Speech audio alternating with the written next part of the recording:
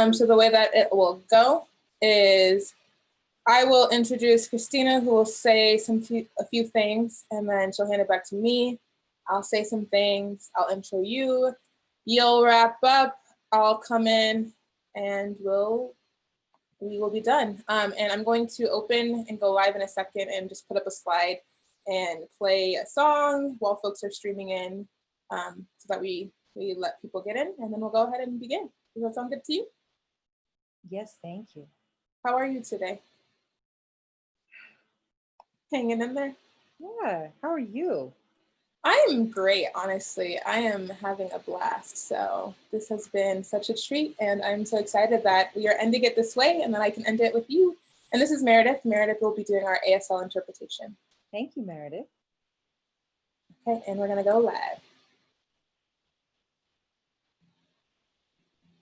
Okay. Folks are starting to stream in.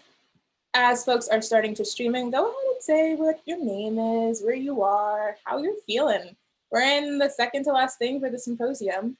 So I hope you're feeling pretty good. I'm gonna go ahead and put up a slide with some contact info and a song, and we'll listen to the song, and when that ends, we will begin. Or it probably won't play the whole song. I'm gonna be honest, because we wanna go ahead and get started with this, but nevertheless. And this is a song called Melanin by Carrie Joy and such. And they are Denver-based artists, and they're fire.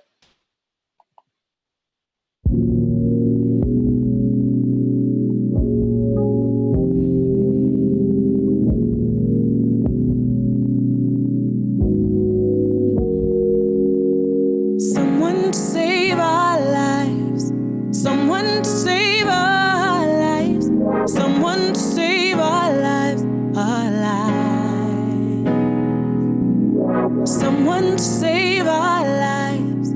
Someone to save us.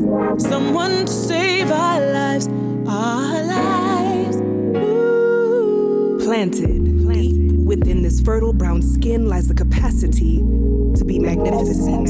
We stand on the backs of giants, the oceans formed after millennials of sun-kissed rivers have poured in, and like the oceans, our vastness has not yet fully been explored. We know more of the glass ceiling above us than we do of the power within us, that black power.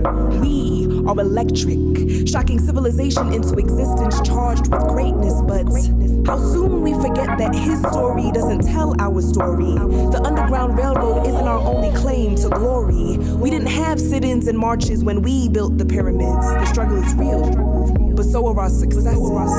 Do the math yourself, because the figures have been hidden. All we needed was a reflection, but instead, we've been looking for someone to save our lives. Someone to save our lives. Someone to save our lives, our lives. Someone to save our lives. Someone to save us. Someone to save our lives, our lives.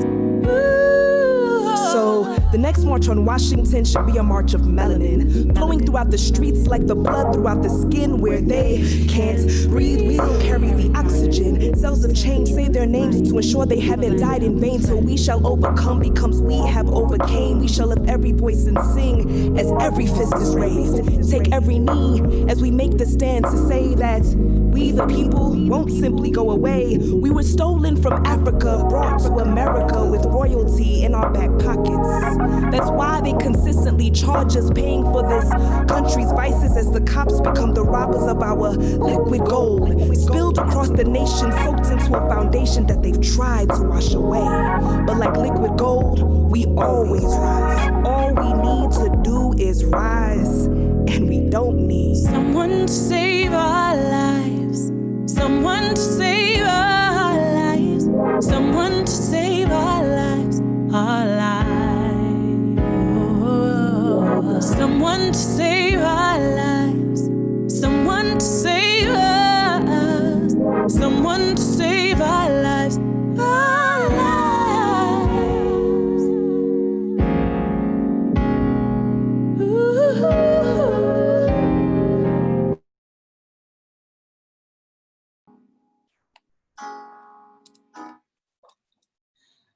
Okay.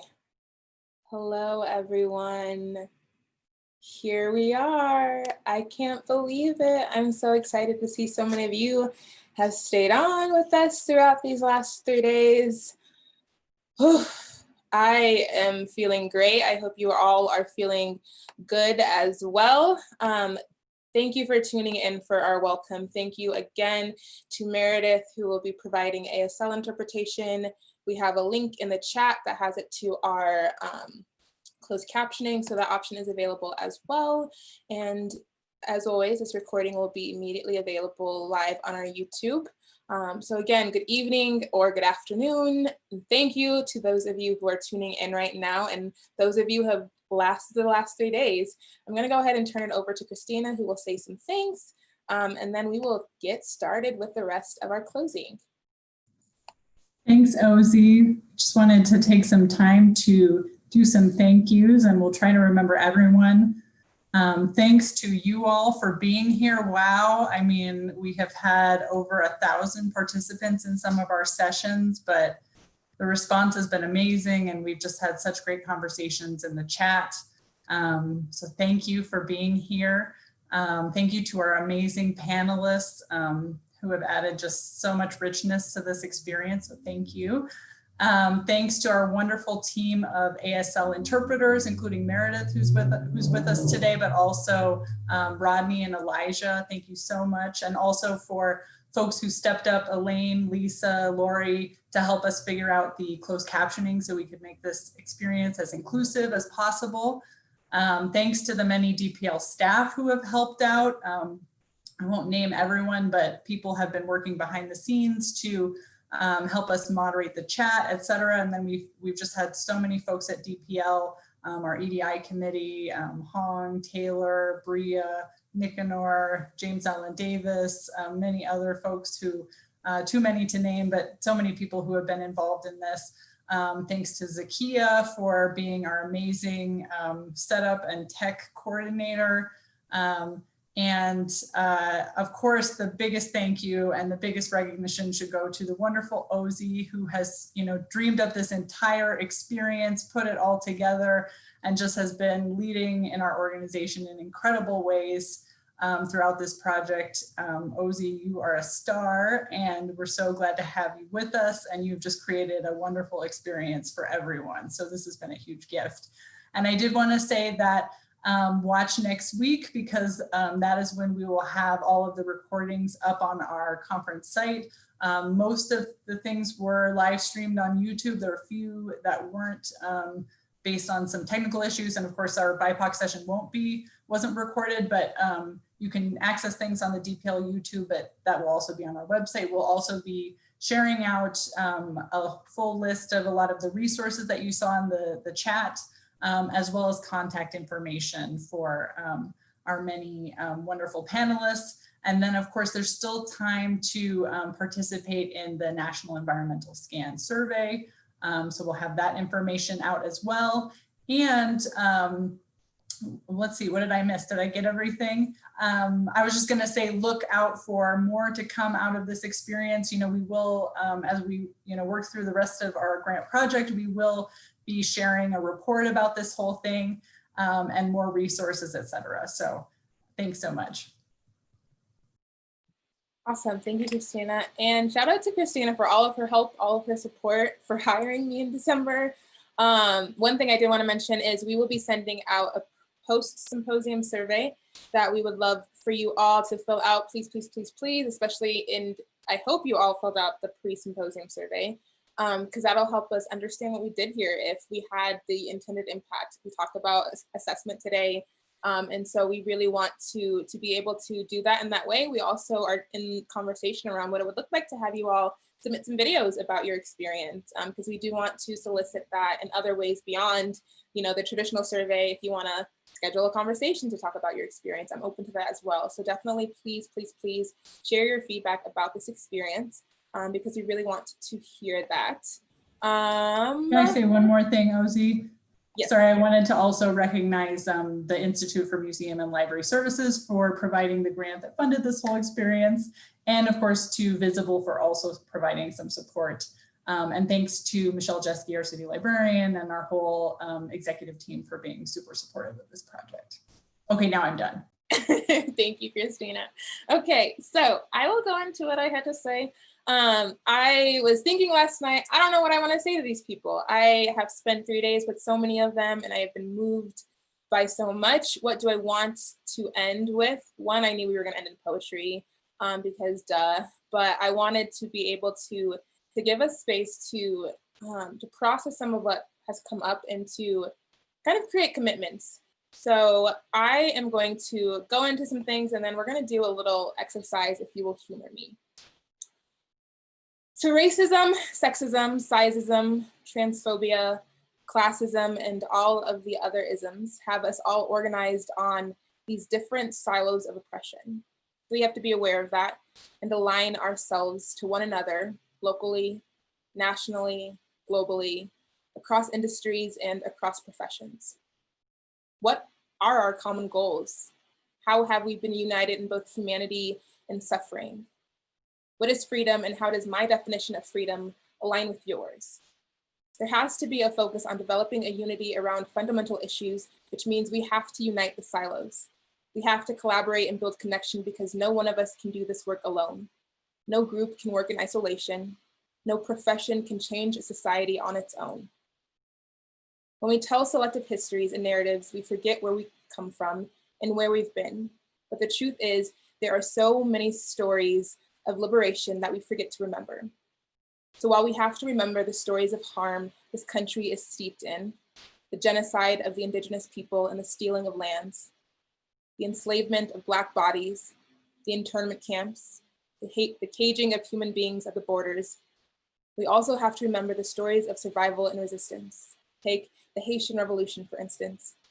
Take my grandmother's fierce determination, because it builds our power and empowers our communities, and it reminds us that this can be done. The history of colonization and white supremacy is long and winding, and so much longer than our memories, 500 years and counting, which then means we also need an equally long-term process of decolonization. Equity isn't just an abolition or an event. It is a process, a constant attempt at moving in a different, better direction. Roberto D. Hernandez from San Diego State University once said, "Our biggest strength comes from within, in building that spiritual fortitude, because if we have that, there is no way we can be defeated. We build spiritual fortitude when we strengthen our relationships with ourselves and each other. We have to have a longer sense of both history and the future as well. We have to celebrate all victories, big and small, because that becomes a fuel that helps us keep going when we have defeats. The last 4 years have felt like the biggest giant exercise in defeat, but I've also witnessed the most beautiful and bravest acts of humanity. I've seen courage and compassion I didn't know was possible, and have been reminded that no matter how ugly the people in this world can get, there are so many more people whose depth of love is unlimited, whose commitment to justice is unwavering, and I marvel at that every single day. I'm often moved by that. I've been so deeply moved by so many of you all over the last 3 days, and that is what keeps me going. This has been such a delicious win. As advocates, educators, librarians, government employees, scientists, healthcare workers, scholars, practitioners, artists, activists, and whatever else we have to do the work, and whatever else we have the work we do for whatever else. We have the work we do for everyone else, and there's a certain amount of accountability that comes with that. To our disciplines or professions, to our colleagues, to our supervisors, to our peers. We do the necessary work to show up because that is our job as whatever it is that we are. But we develop and are taught those skills to be able to do that work. For many of us, those of color in specific, there's another kind of work that transpires. The liberation work that comes with having to represent your oppressed people. And that's hard work, 2, work that frameworks like Black feminism can prepare you to do. But there's a final work that only ever gets talked about when things become too big or bad or unbearable. That is the work we do as humans to maintain our spirits. This is some of the work that we have to do outside of our workspaces, on our own, for ourselves. As Ashley said yesterday, how are we going to ensure that there is a harvest, that we grow the seeds that have been planted here over the last 3 days, so that they take root and can grow, can flourish? What will become? And how do we make sure that what we grow grows in right relationship to the things around it, so that it cross-pollinates instead of overgrows? I don't even know if that's the right language. I'm not a plant biologist like some of you all.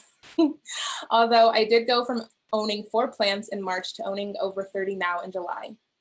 And yes, they all are thriving, which has been such a gift, the most amazing gift. I am the queen of Post-its, so I have them all over my apartment. Affirmations, reminders, things I don't want to forget. Near my plants, there is one left by a friend that says, I plant my seeds and water them. So when I water my plants, I water myself. And I ask, what are you growing? My arrowhead plant is my peace. My marigold plant is my health. My bromeliad is my belief. My jade plant is my hope. My orchid, deep love. My prayer plant, well, my prayers. I could go on, but I'll stop and back up to what I was originally saying, which is that so much can be grown. Shadows can grow too. In a book club I attended in May by Kazu Haga, he led a great conversation around healing resistance. During the talk, he said something that really struck with me. Shadows grow when we don't slow down enough to do our own work. What shadows are you letting grow? What might you need to let go? What is watering you, and what will your harvest be, and who is it for? What did we create here, and what will we take with us? What do you need to do in order to hold on to what's been created here? What is your vow to yourself, to this group, and to this work? And where does that commitment live in the real world? Have you written it down? Have you spoken it out loud? To who?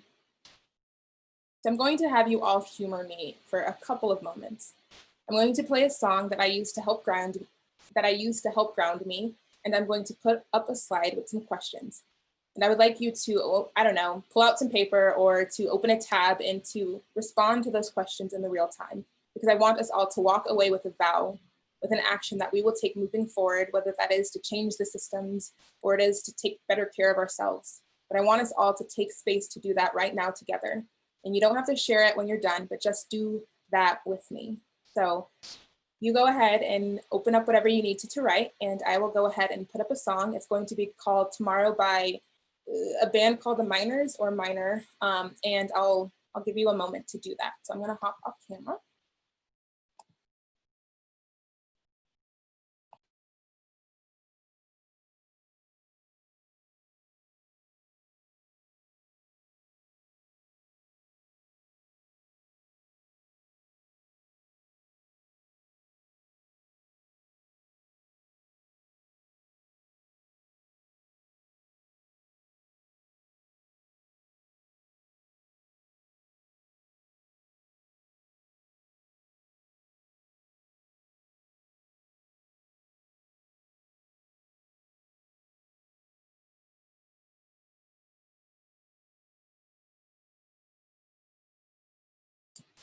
One moment as I figure out where my screen is.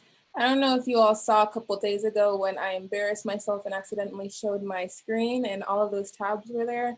That is me always, and so that is what is happening. I'm trying to struggle to find this, but I have found it, so we can go.